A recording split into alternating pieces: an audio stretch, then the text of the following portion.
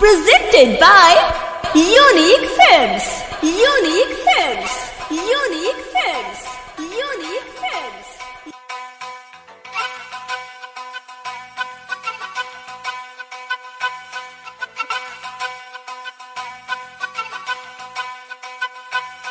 मेहंदी लगोतावे कल्हे बारात आई।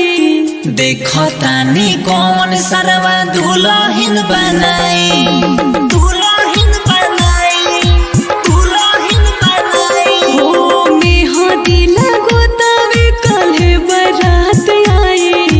देखो तानी कौन सरवा दुल्हन बनाई, दुल्हन बनाई, दुल्हन बनाई। कुछ दिन पहले हो गइल बा हमरो सगाई। देखो तानी कौन सरवा दुल्हन बनाई। Mixed by Sneha Recording Studio, Janpur. कौन सरवा दुल्हन बनाई। Manish Rexall. कौन सरवा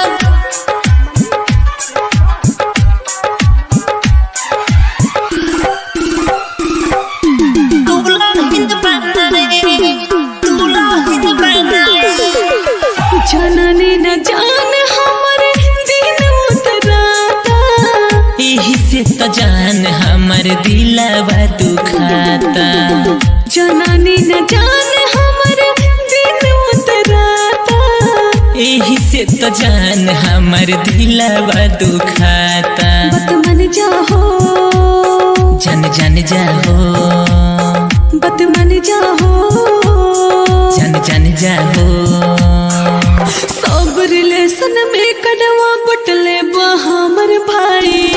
देखो तानी कौन सरवा दुल्हन बनाई। मेहंदी लगोतावे कल्हे बारात आई। देखो तानी कौन सरवा दुल्हन बनाई। Mixed by Sneha Recording Studio, Janpur. Presented by Unique Films. Manish Rexall. कौन सरवा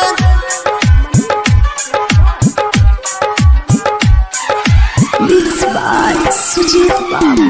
दुल्हन बनाई, दुल्हन बनाई। बोलो मुरीते सुतने तड़पिल हम हो।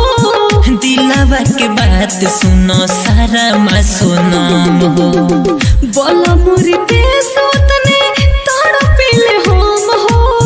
दिलवा के बात सुनो सारा मासूम हो। गुलसुदर्शन ये पूछे ले, सुजित बाबू ये सोचे ले।